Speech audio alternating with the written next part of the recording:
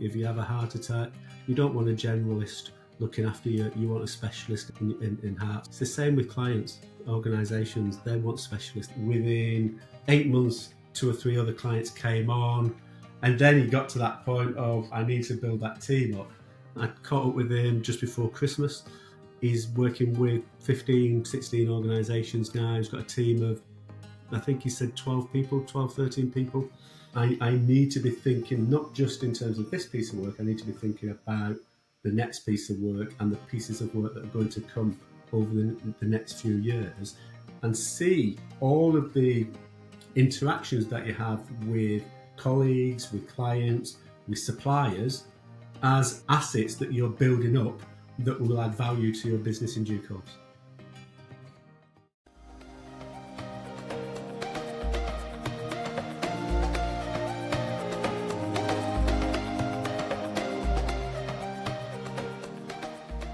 Welcome to De-Stress Your Business, the podcast where we show you how to get incredible results in your business without constant stress. I'm Alexis Kingsbury, a serial entrepreneur and founder at AirManual. Now today we're going to be diving into a common challenge for service businesses particularly, which is how do you build a business that doesn't solely rely on you? Because it's a common challenge in industries like consulting, coaching and other high touch or bespoke service businesses where the business is often synonymous with the individual running it.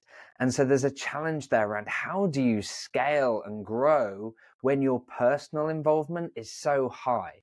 So to explore this, we're joined by Tony Lockwood, who's the founder of the Transformation Leaders Hub, which is TLH, where he works with businesses that deliver change and transformation projects to their clients with this high-touch service model. Now, he's got tons of experience from his own work as a consultant, but also working with others via the TLH and as host of the Transformation Leaders podcast. So in this episode, we're going to explore how to deliver complex, high-touch, high-variation work at scale, and we'll delve into specific strategies to avoid going radio silent when you're swamped with client work, how to manage high customer density, that's when you've got a small number of big clients, and we'll go into the essential activities that you need to be doing to scale a consultancy or other high-touch service business. So there we go. Tony, welcome to the podcast. Well, thank you. That was a very interesting introduction. Thank you very much. Well, let's start a bit with your story because I've purposefully held back from sharing much about that. So I particularly want to explore your background, but also how the COVID-19 pandemic led to the creation of the Transformation Leaders Hub and how that reflects kind of your journey in consultancy as well. No, absolutely. So a potted history, started in banking, got very involved in a very large transformation program. We brought McKinsey's in to help us to devise the new bank for the new millennium. So this was in the 90s.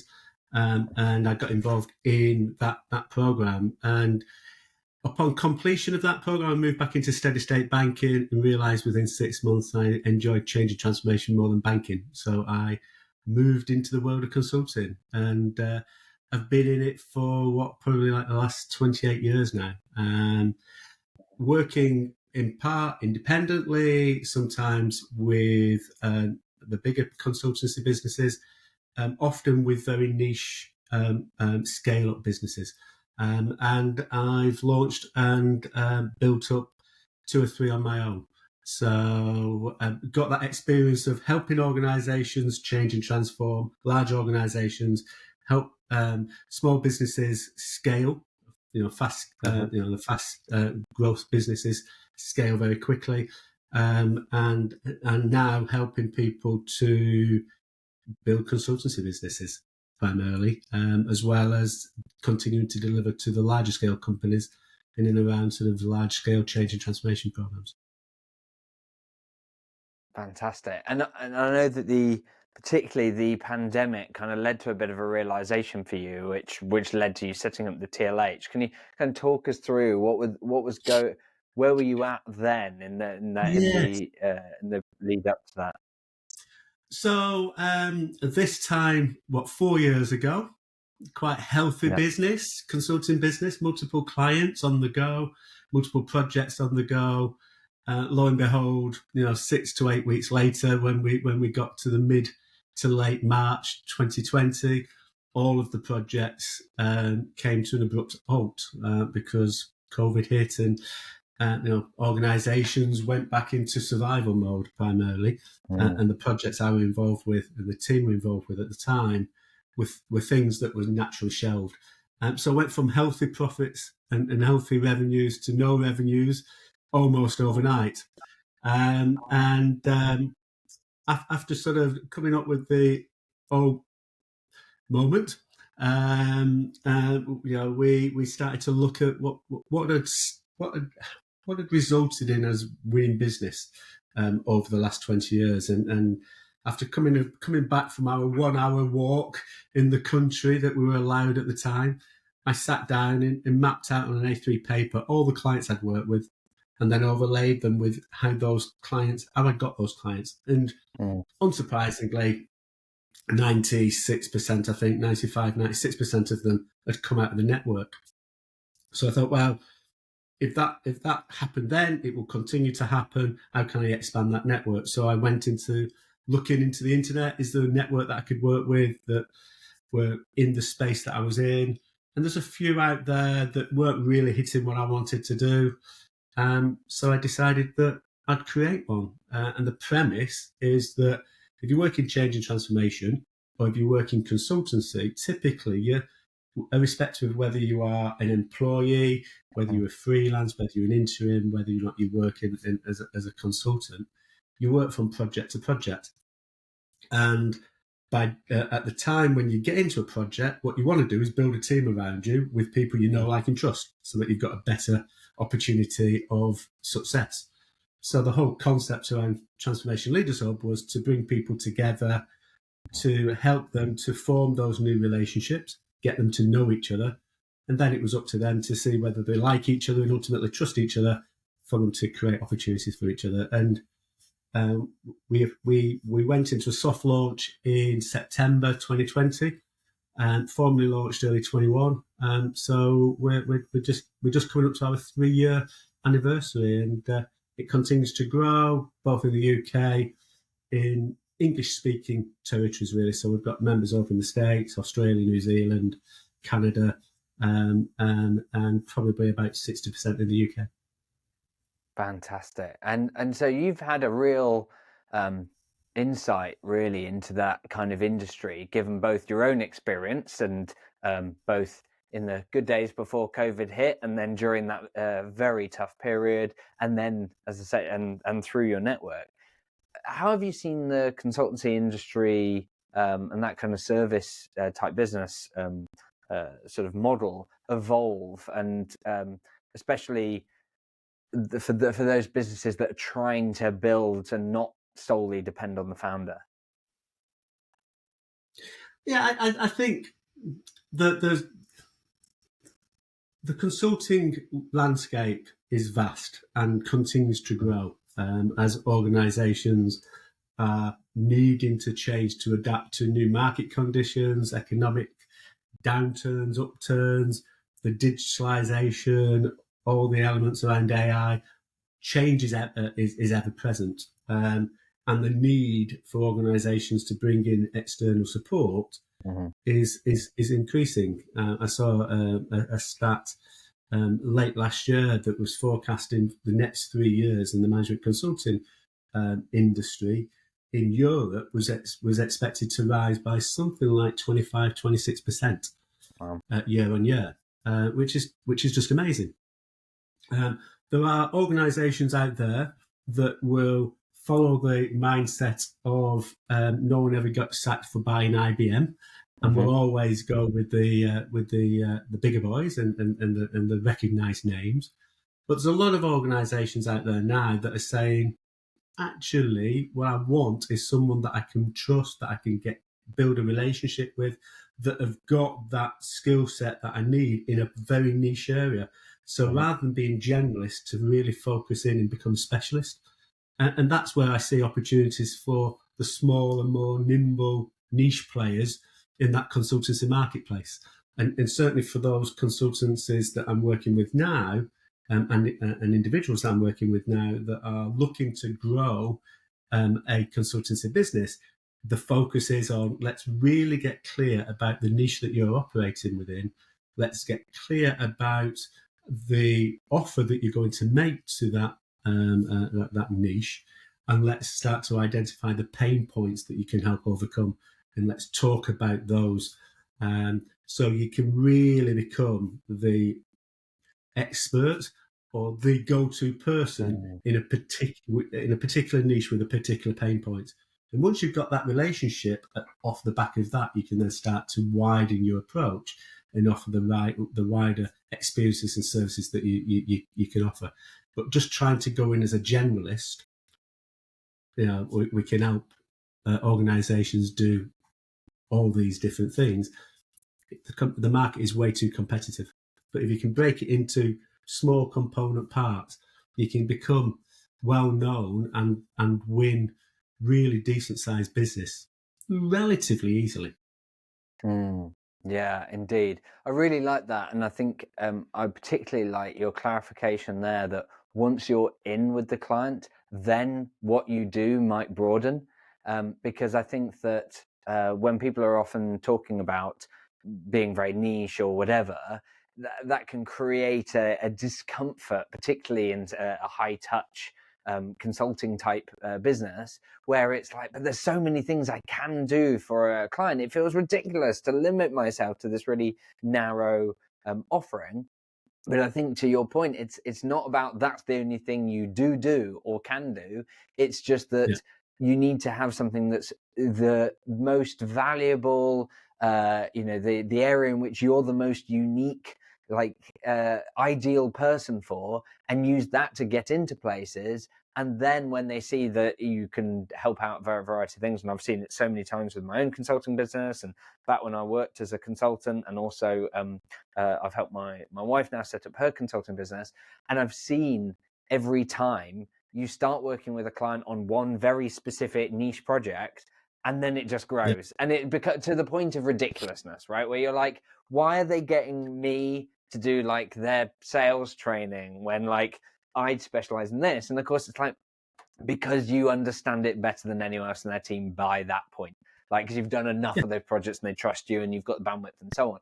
And so I really like that point around, particularly, I think, as you say, like as the years have gone by, like the importance to niche has increased, and there's plenty of opportunities, you say, with the consultancy market growing.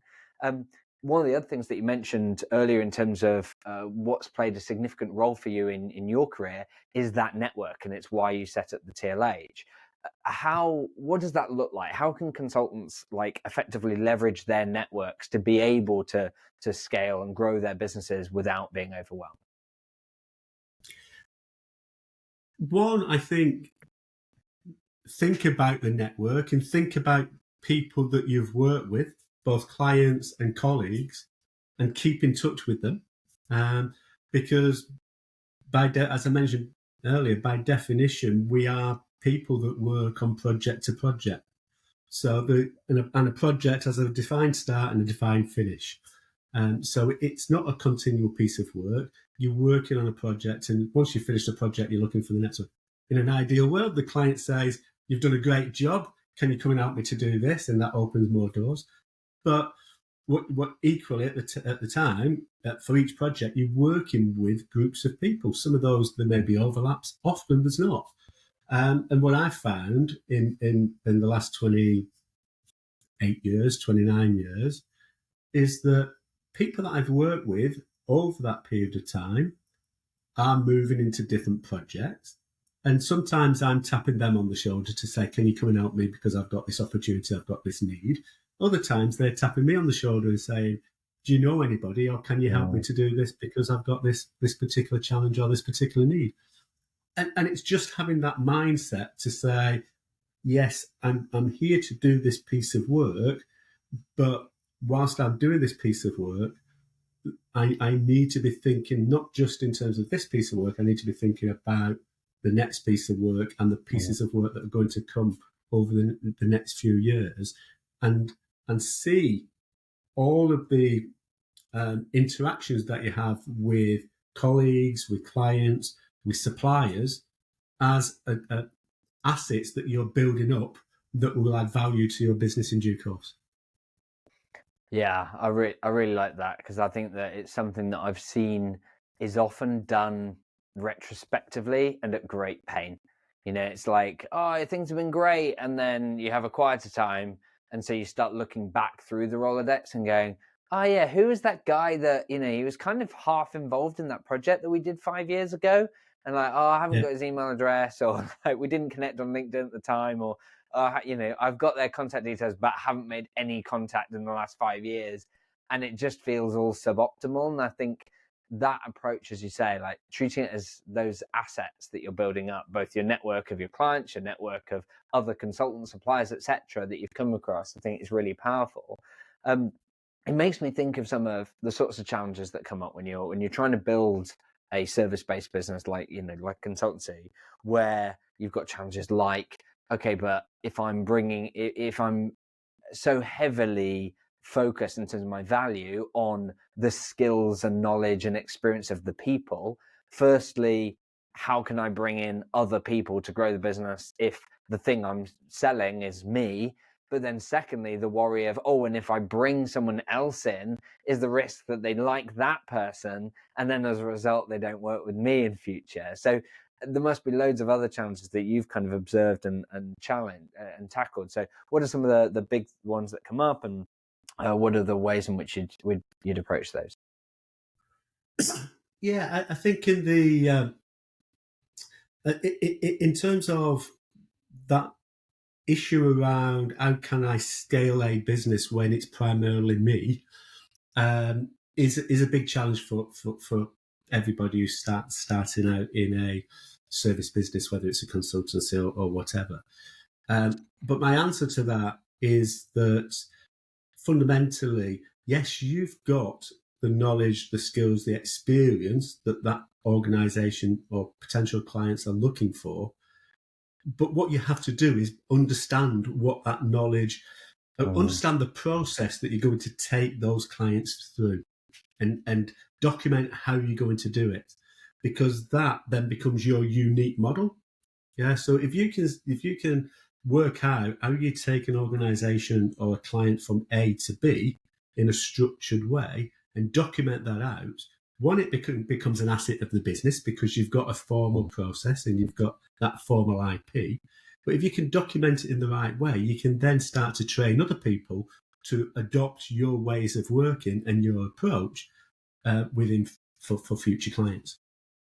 The second point that you raised were around how do I stop clients, or how do I stop introducing people and then clients wanting to work with them rather than work with me? I'm a little bit laissez-faire around that, really, because my approach and my belief is that people work with people they know, like, and trust. So if the client decides to go and want to work with somebody else, it's probably an indication that I've not worked with them in the right way. So I need to learn from that and observe how I could have done things differently.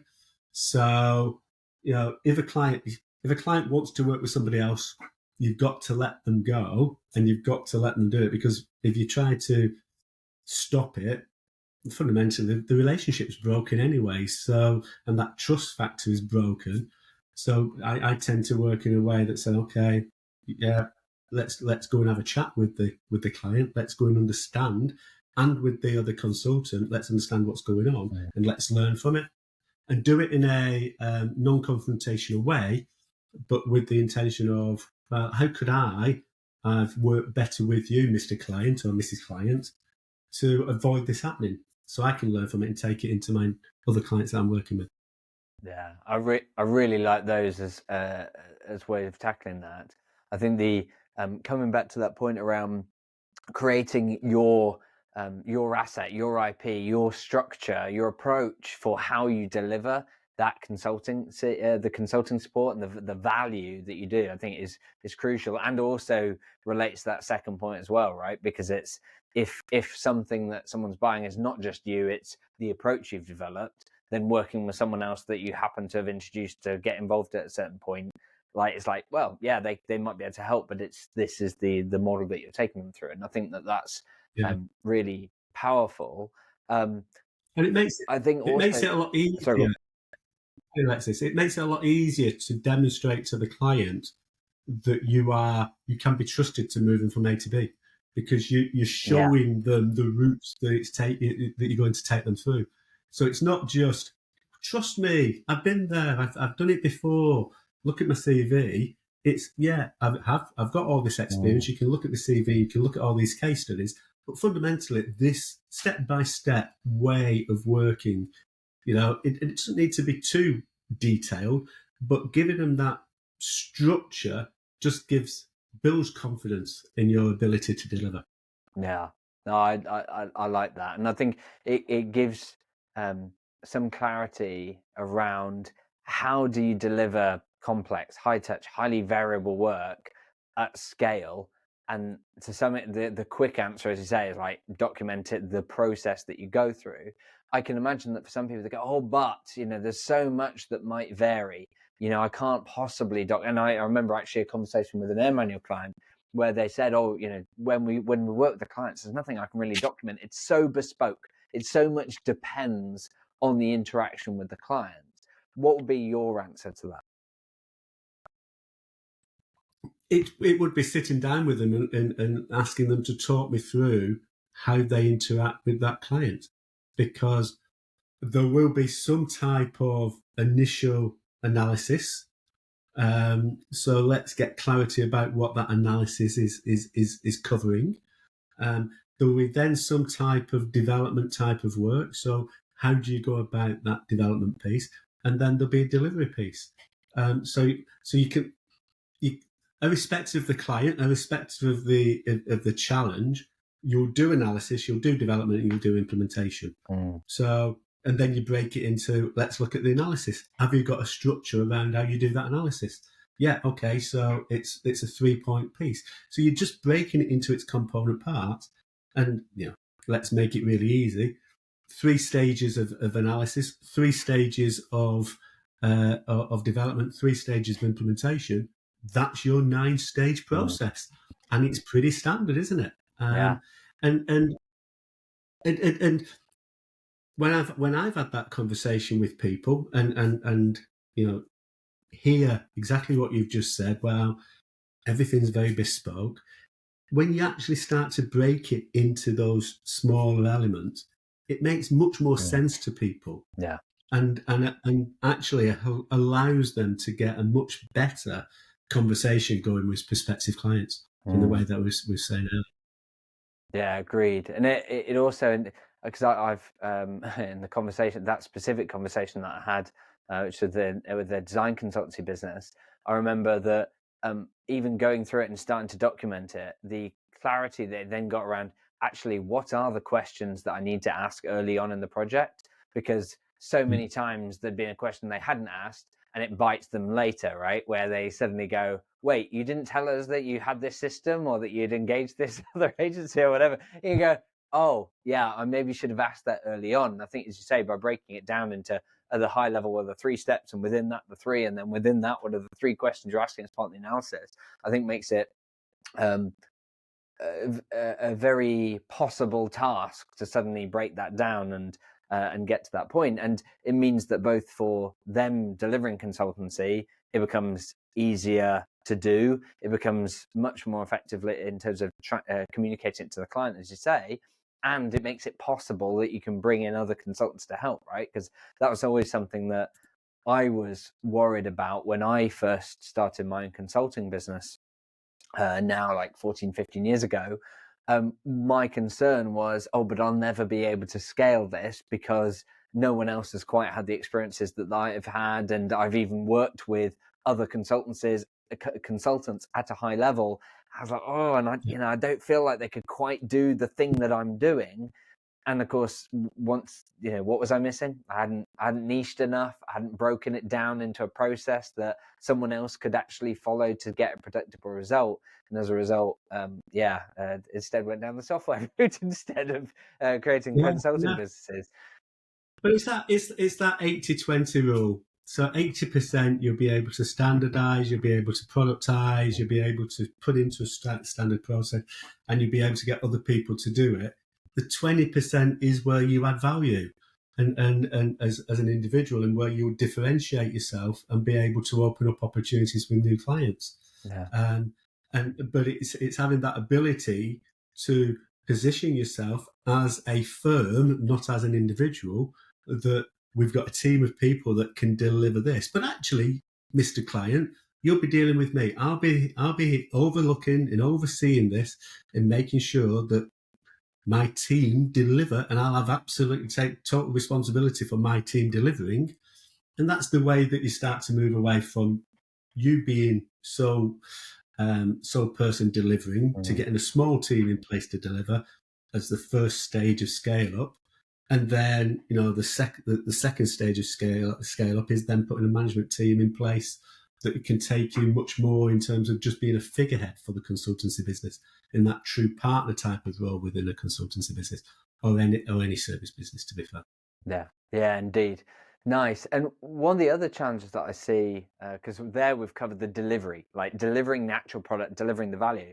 But one of the other challenges that I remember as when I was a consulting business, but I know from working with other consultants, is the struggle around essentially going radio silent when you're busy with customer delivery. And I remember this kind of feast and famine cycle where you get super busy having to deliver this project that, it was when you initially created the timeline, it was fine. And then they delayed on making the decision. And now everything needs delivering yesterday and so on. And so you're absolutely slammed. And then, of course, it means that you might have 3 months or more where you're not doing any of the networking, the outreach, the sales activity, the pipeline management, and so on, because you're so busy. And then, of course, you come to the end of the project and you go, oh, now all the money I've just earned over this really exciting 6 month period has now got to last me the next 3 to 6 months, because often the lead times on consulting work and so high service, like high ticket price work, is so long. So how can that be avoided? How can we avoid completely going radio silent and not developing a pipeline? I think it is very much a mindset thing. It is having that, starting off with the end in mind, that saying, actually, I become a constraint to the growth of the business if I continue to work in that way.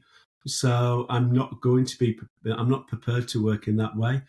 And time boxing stuff. So one of the key elements that I talk to all of the people I'm working with is that have at least half an hour a day time boxed in your diary where you are doing marketing type of activities, lead generation activities, because the success of your business is only partly down to successful delivery of the projects you're working on at the moment.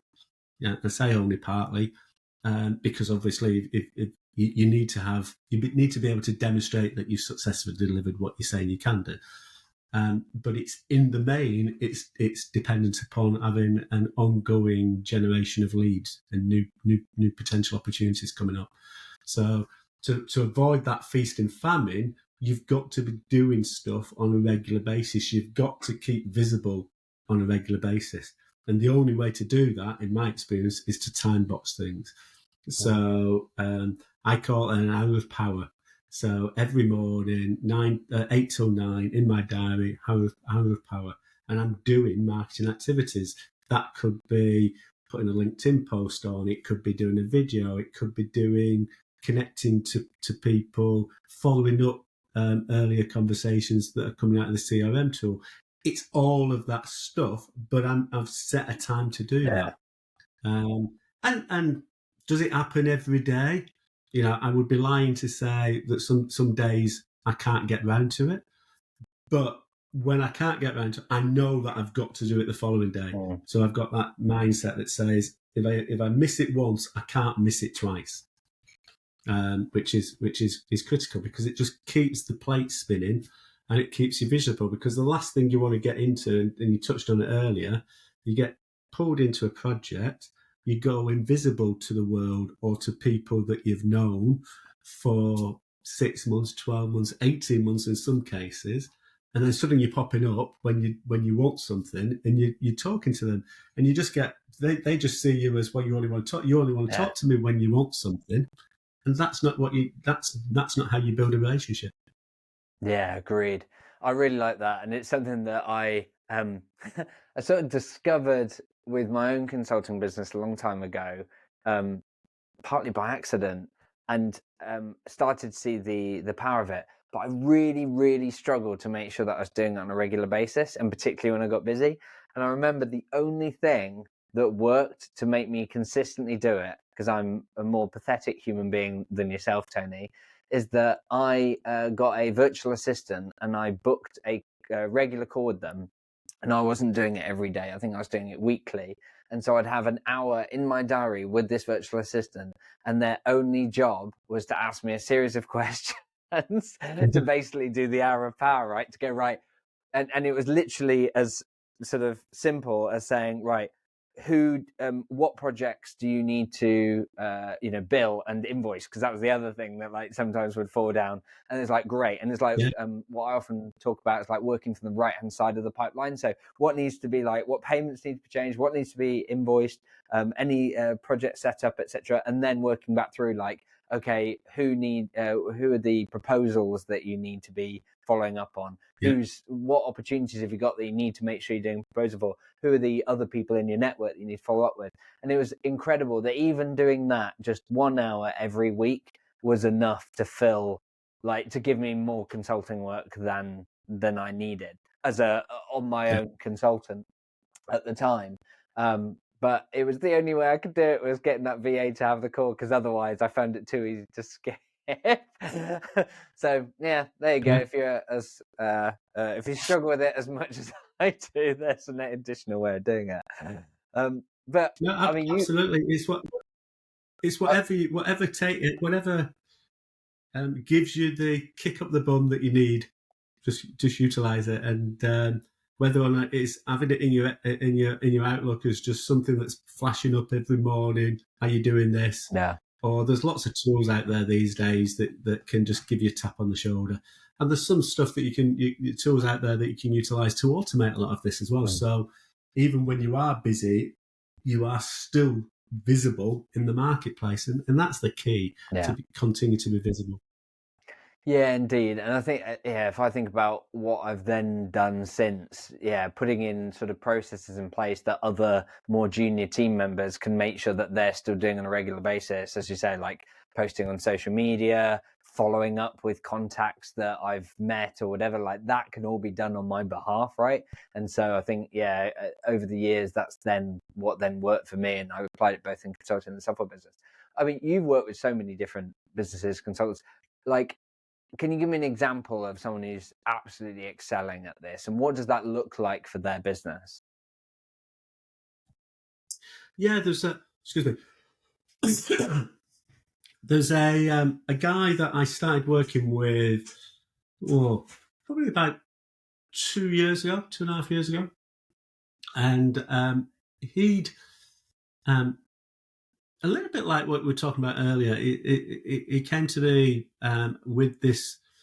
He'd got to a stage in his career where he was making good money, but he realised that he had probably another 10 years to the point where he wanted to retire, and ideally probably shorter than that, or where we wanted to start to scale back, shall I say. And he accepted that actually just exchanging time for money wasn't sustainable for him. So he wanted to do something that was going to provide a real asset for him and his family moving forward. So we initially spent a little bit of time trying to get clarity upon what that consulting business would focus in on, what that niche should be, what that offer should be. And he struggled with that, to be fair, and lots of people do, because as we said earlier, his rucksack was full of experiences, different clients, different sectors, getting involved in lots of different things. But what we found and what we identified is real um, area of focus should be primarily because it was the thing that he really enjoyed doing. Was going in and helping to structure programs for success. Yeah. So not necessarily going in and delivering it. And these were large scale technology driven programs. So going in, working alongside a chief transformation, a chief information officer, a chief technology officer, in helping them to structure the programs of change, and set it up for success, and then build a team and then leave. Nice. So we got clarity around that. We got clarity around the pain point that these CTOs and CIOs were experiencing, and what it meant to them if programs that they were sponsoring or leading were failing. And we helped him to sit down and literally map out the market. And when I say map out the market, it's like, who do you want to work with? Are you geographically based? Are you only focused up in 20-mile area from where you live, or can you work globally? All that sort of stuff, and then start to map out the client organizations. We were clear about size of organization that we wanted to work with. We were clear about the type of person and the background of that person we wanted to work with. And having done that research it took about 3 months to go through that whole process. He had a list of, from memory, about 175 organisations and named people within those organisations that he could start to approach. So then we put in place a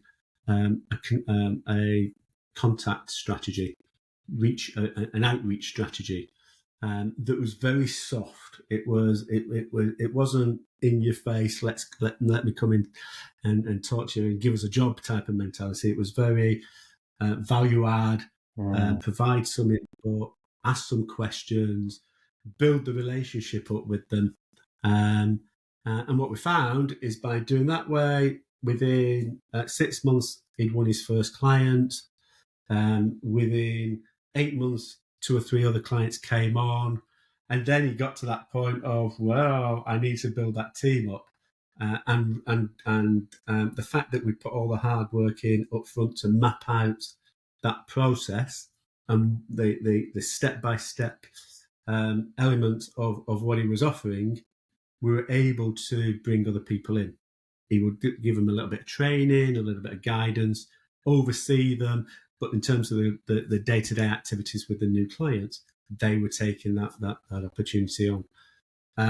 He was very selective in the types of people he brought in, because he wanted them to, obviously needed them to buy into what he was trying to do and buy into his vision as well as his values. So the relationships that were being formed with these new clients, that they were instrumental in helping him to build those relationships. And as a result, I caught up with him just before Christmas. He's working with 15, 16 organizations now. He's got a team of, I think he said 12, 13 people. Sees 2024 as the next sort of real growth opportunity for him. I think from memory, he was saying he was hoping to get up to nearer 30 people within the team. Wow. And in terms of himself, he's now very much focused upon just positioning the business in the right way and being the front person for that business. But he's moved the model from, as we said earlier, him being the delivery mechanism to his team being the delivery mechanism. And he's now working globally. Fantastic. Yeah, that's really powerful. And I can see how through that approach, he's got to a point that's addressed one of the other big problems in this sort of this segment, this industry of whether consultancy, high value, high touch service providing, which is often high customer density. Relying heavily on 1, 2, 3 big customers that drive all of your revenue, and the risk, as I've seen in my own businesses and others that I work with, like suddenly you find out that key contact, that contact at that big company that you've done work with for years and years and years, and they absolutely love you over there, they're leaving or have, in very sadly, in one occasion I had with a consulting project, the client lead died suddenly. Oh, wow. And it was horrible in terms of personal impact and so on, and really shook me and other members of the team. But then, of course, you roll it forward then another few weeks, and I hadn't got the same for that particular team and that particular department. I didn't have the relationships with the other people, and as a result, the project initially got paused because of the death. But then, not only did that project not get started again, but I didn't have the relationships in there, and so that didn't continue. And I think partly because of how I felt personally about everything that had gone on, and I also didn't proactively do much there. But it's like, that's huge risk, and I was fortunate that at that point I'd got other customers, and so revenue wise it wasn't a concern, but it could have been. And I've definitely had other experiences where the client has left or whatever, and actually it's been a much bigger impact. So I mean, talking about high customer density, where you've got that risk of having 1, 2, 3, 4 customers that make up all your revenue, what's your advice around that? Like, is it just as simple as it takes time, you got to build big, get to a team of 12, and therefore it's not an issue, or are there other things that people can do to reduce that risk and reduce the stress that it can create in their business? Again, I think start with the end in mind. If you are prepared to accept the risk, understand what that risk is, and look to mitigate it as much as possible. And one way of doing that is very much about working inside of an organization. So you might break into an organization through one person, but start to build relationships up with the other senior leadership people within that organization as soon as you possibly can. So that if in the event that someone unfortunately leaves, your sponsor unfortunately leaves, then you're not high and dry. You have got relationships in place, because we've said it so many times. People buy from people they know, like, and trust, and it is all relationship led in the main. It's certainly within the sort of size of organisations that we will typically be talking about. But secondly, if you want to scale, and if that's your ambition, and ultimately you want to get to a stage where there is something that people could potentially buy, and you can turn that asset into some sort of wealth, then accepting and understanding what would actually drive the value of that bit of your business. It is, as we've said so many times, having a diverse range of clients, having a team of people in place that can do the delivery, having a management structure in place, having a machine that's generating the leads, etc., etc. Put all of those things in place, and the value of your company is significantly higher than it's ever going to be without some of those things in place. But fundamentally, having that range of organisations that you call clients, and having those retained relationships in place, that's where the value is in a lot of these businesses, these consulting or service focused businesses. Yeah, great points. Really, really like that.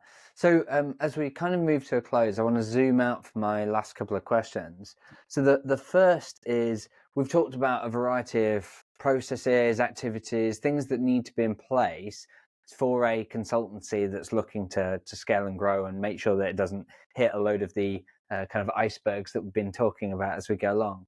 If you were to zoom right out and say, let's say that you've got a consultancy business owner in front of us.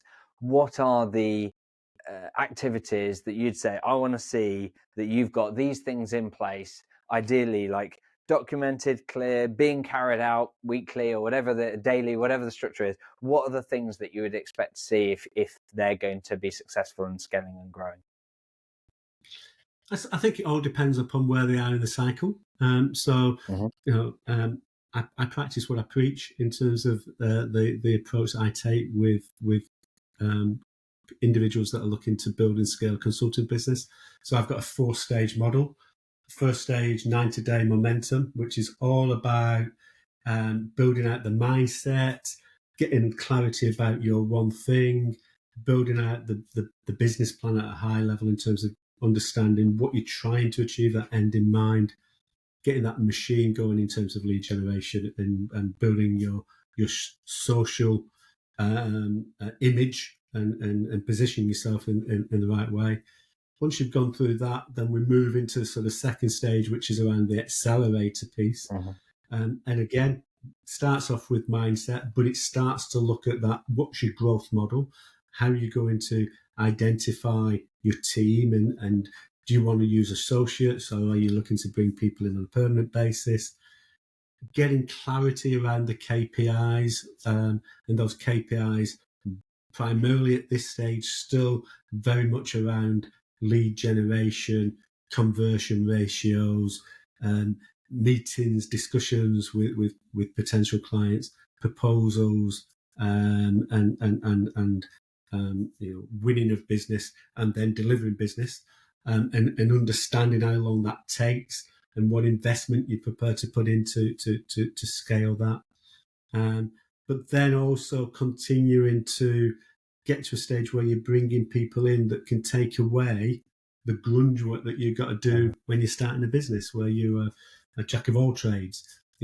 Focus upon the things where you can add real value and bring other people in that can help you to give you the freedom to do more of the stuff that you can add value on. And by doing that and allowing yourself to step back from the day-to-day activities of everything in the business, some people find that a real challenge. But it's absolutely critical, because without it, you can't build that infrastructure that you need and the foundations that you need on which to really scale a business.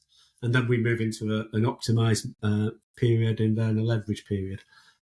So I think depends where you are in the cycle in terms of the key metrics, but fundamentally, whether you're new or whether you're mid-sized consulting business or service business, getting those real clarity around those key measurements on leads, on discussions, on proposals, on sales, on delivery, on cash, etc.